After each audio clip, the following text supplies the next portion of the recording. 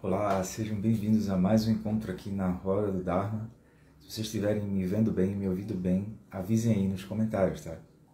Então a gente vai dar sequência a essa semana especial do Sagadawa, que marca o nascimento, a iluminação e o paranirvana do Buda Shakyamuni, né? Um Buda histórico.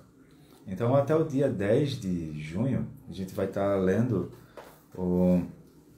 trechos de passagens da vida do Buda, né? De modo que a gente possa se inspirar nesse período a não só seguir contemplando a vida do próprio Buda histórico, mas vendo como que o Buda lidava com as situações que se apresentavam no dia a dia, né? Isso é extraordinário, não extraordinário. Então, na sequência da vida do Buda, vamos lá. No dia em que o Buda Shakyamuni alcançou a iluminação, um jovem de nome Pipalaina, que vivia na vila do Brahmani Mahatissa, deixou o lar. Seu nascimento aconteceu da seguinte forma. O pai, de nome Kapila, era um homem de riquezas incomparáveis nas vilas e cidades vizinhas. Quando a mulher de Kapila estava no último mês de gravidez, ela resolveu dar um passeio em seu amplo e verde jardim. Enquanto descansava à sombra de uma enorme figueira, uma vestimenta celestial surgiu flutuando e caiu sobre o topo da árvore. Então, o seu filho nasceu sobre aquela árvore, e assim foi chamado de Pipalaina. Ele cresceu em meio a um grande luxo e aprendeu as artes e as ciências. Ele era inteligente e possuía grande eloquência. Mesmo os adultos se maravilhavam com suas habilidades. Mas, desde criança, ele se afastou dos prazeres do mundo, impermanente, e buscou algo nobre e elevado. Com dificuldades para recusar as exigências de seus pais, ele se casou com uma bela jovem, de nome Badakapilaini, da família de Kausia, que vivia na cidade de Sagara, no país de Madra, nas regiões do norte. Mas a noiva também rejeitou os 5 desejos e aspirava a realizar as práticas puras. Assim, os dois fizeram o voto de não dormirem juntos. Após a morte de seus pais, Pipalaina lamentou a transitoriedade da vida, né? Mesmo a vida de um inseto morto pela ponta do arado de um fazendeiro. Buda Kapilani observou os incontáveis insetos que, como um enxame, aglomeravam-se nas sementes de gengelim que estavam sendo prensadas, e se desiludiu do mundo. Após conversarem sobre isso, os dois deixaram lá e se colocaram em peregrinação, indo para o oeste e para o leste. Devido à linhagem de sua família, Pipalaina ficou conhecido como o Mahakassapa. Tá? Certo dia, quando honrado pelo mundo é um sinônimo de Buda, tá bem? Então, certo dia, quando honrado pelo mundo estava morando no monastério do Bosque dos Bambus, ele percebeu que as condições para a iluminação de Mahakassapa tinham chegado à fruição. Então, ele deixou o monastério e viajou na direção nordeste. Sentou-se ao pé da grande árvore de Nyagroda, que existia em Rajagrira e Narada. Nessa ocasião, Mahakassapa sentiu que estava sendo atraído por alguma força desconhecida. Um grande mistério, né? Procurando um honrado pelo mundo, ele viajou em direção ao monastério do Bosque de Bambu, mas por acaso ele avisou o honrado pelo mundo sentado sob a árvore na postura meditativa. Acreditando que ele era o grande professor que estava buscando, ele disse: "Um honrado pelo mundo é meu grande professor. Eu sou um discípulo do honrado pelo mundo." O honrado pelo mundo expôs cuidadosamente os ensinamentos das 4 novas verdades, transmitindo ao seu discípulo. Após isso, Mahakassapa praticou o caminho com grande esforço, e no 8º dia alcançou a iluminação. Naquela época, Narada também se tornou um mendicante. Assim que o viu, o vidente Asita profetizou que o príncipe Siddhartha se tornaria um mendicante e alcançaria a iluminação. Mas, quando ele percebeu que Siddhartha giraria a roda do Dharma no Parque dos Servos, apenas depois da sua morte, ele aspirou que, pelo menos, o seu sobrinho Narada tivesse a boa fortuna de encontrar o ensinamento do honrado pelo mundo. Ele temia que, após a sua morte, Narada continuasse a tradição da família e recebesse grandes oferendas, perdendo assim a mente da meditação sobre o surgimento do honrado pelo mundo. Portanto, ele construiu uma casa próxima ao Parque dos Servos e instruiu Narada a meditar sobre o honrado pelo mundo 3 vezes por dia. Então, a Sita faleceu. Após a sua morte, como ele temia, Narada desenvolveu apego às oferendas e negligenciou a meditação sobre o honrado pelo mundo. Naquele tempo, o rei Naga relembrou as palavras ditas a ele pelo Buda Kassapa. 2 pontos. O tempo do surgimento do Buda Shakyamuni nesse mundo, você conseguirá se liberar do corpo de um Naga. Com o pensamento de que deveria encontrar o Buda, ele se dirigiu ao ponto médio do rio Ganges. Juntou um monte de milhete prateado em uma tigela de ouro e um monte de milhete dourado em uma tigela de prata. Então mandou 2 jovens vestidas com beleza cantarem essa canção. Quem é o Rei dos Reis? Como podemos nós, tanto os corrompidos quanto os puros... Está carregando, pessoal, carregando. Quando podemos nós, tanto corrompidos quanto os puros, se libertarem dos obscurecimentos mentais? O que é a ignorância? O que morre com o seu fluxo? Qual a realização merece o nome de sabedoria? O que quer dizer fluir e não fluir? Além disso, como podemos alcançar o Nirvana? O rei Naga disse: aquele que despertar para o significado desse verso e puder responder as questões é um Buda. Estou pronto para oferecer o milhete dourado e prateado servidos nas tigelas de ouro e para as 2 donzelas a esse homem. Mas ninguém, nem os medicantes, nem os eruditos, bacharéis, doutores, assim por diante, nem as mais diversas pessoas foram capazes de solucionar o enigma. Narada também não foi capaz de responder. Desapontado com seus conterrâneos, finalmente ele foi forçado a procurar um honrado pelo mundo para perguntar o que significava cada verso.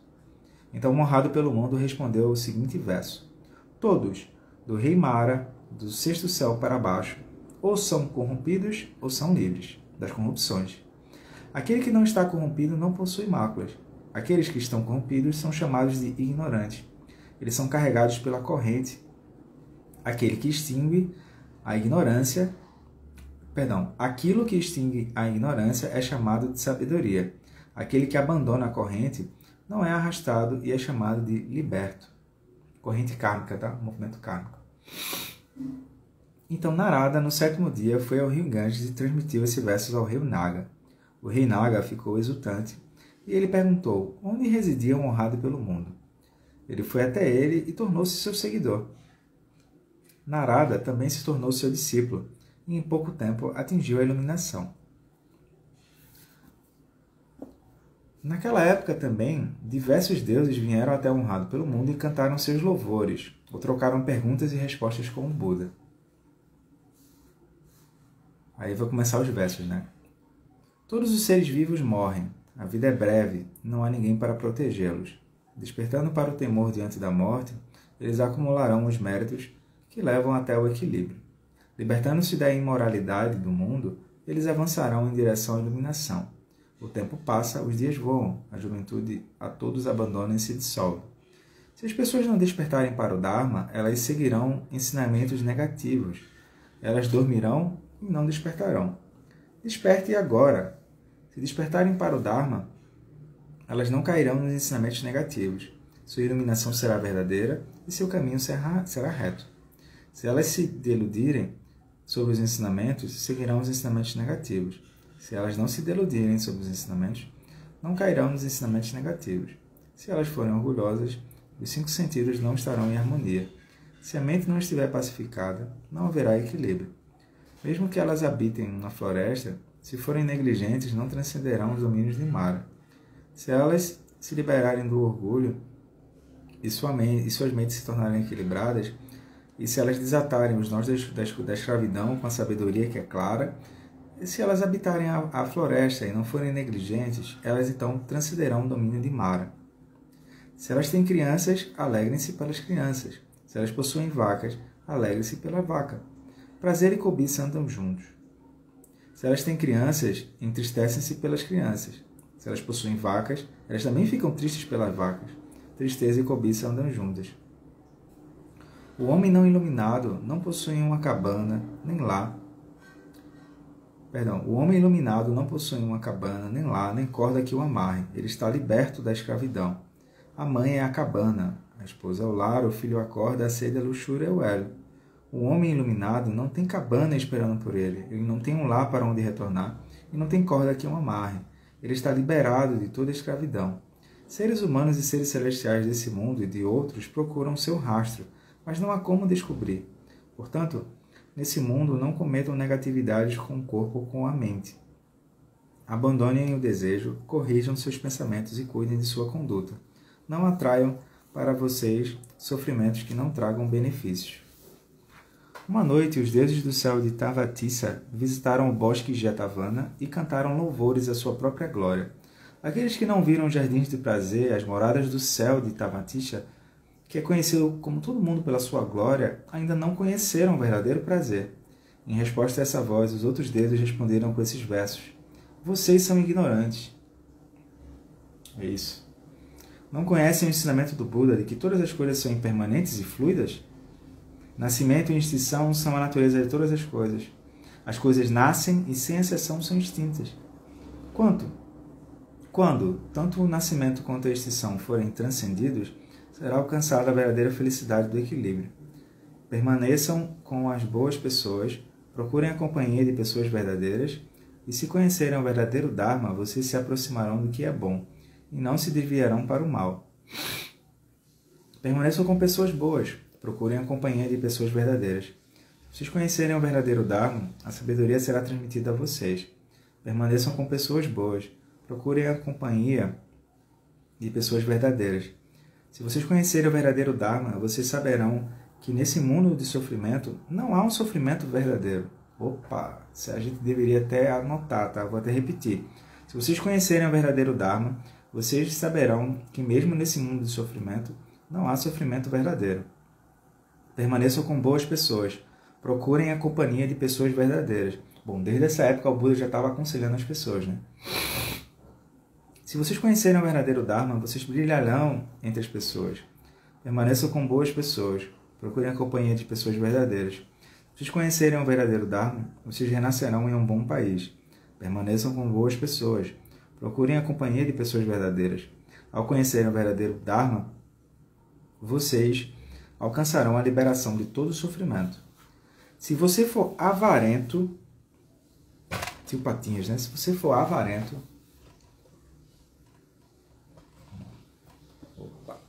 voltando.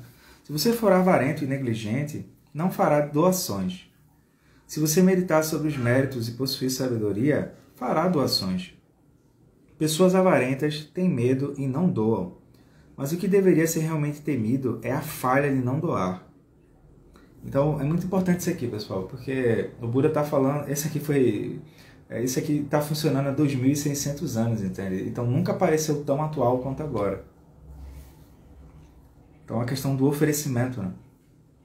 Isso assim se dá porque o homem que é sábio não teme a fome e a sede que os tolos terão que sofrer, tanto nesse mundo quanto no próximo. Portanto, supere a negatividade da cobiça e realize ações generosas. Os méritos são verdadeiramente um porto seguro para todas as pessoas no pós-vida. O homem que, como um viajante atravessando uma terra inóspita, divide o pouco que tem com outra pessoa, nunca perecerá, mesmo vivendo em meio a coisas que perecem. Ele será sempre próspero. Doar quando se possui pouco é superior a doar quando se é muito rico. Doar com fé é superior a ambos. A fé é uma boa companheira. Se você tiver fé, encontrará glória nesse mundo. E no pós-vida, você encontrará um renascimento em um bom país. Os preceitos não envelhecem. A fé é um bom terreno e pacífico. A sabedoria é o tesouro de um homem. Os méritos não podem ser retirados de ninguém. Na floresta, existe uma grande assembleia. Os deuses também se reúnem lá. Viemos a essa floresta para encontrar a Sangha, que é vitoriosa na batalha. Discípulos, pacifiquem e corrijam as suas mentes. O homem sábio, a mulher sábia, como um condutor que segura as rédeas, controla seus 5 sentidos: olhos, ouvidos, nariz, língua e tato. Se você tomar refúgio no Buda, não irá para um país negativo. Quando o corpo dessa vida se extinguir, você se reunirá à Assembleia dos Deuses. um ser celestial colocou uma pergunta em seus versos. Você e seus discípulos vivem na floresta, dedicam-se a práticas severas e fazem apenas uma refeição por dia. Por que você e seus discípulos possuem compleições tão claras? Então o Buda respondeu: aquele que não se entristece pelos dias que já se foram e não anseia pelo futuro que está por vir, estará em paz com o que existe agora. Portanto, sua compleição será verdadeiramente clara. O homem ignorante, que anseia por um futuro que está por vir, se entristece pelos dias que já se foram, murcha como um junco seco. Um discípulo, procurando esforçar-se como honrado pelo mundo, foi longe demais e percebeu sua vida.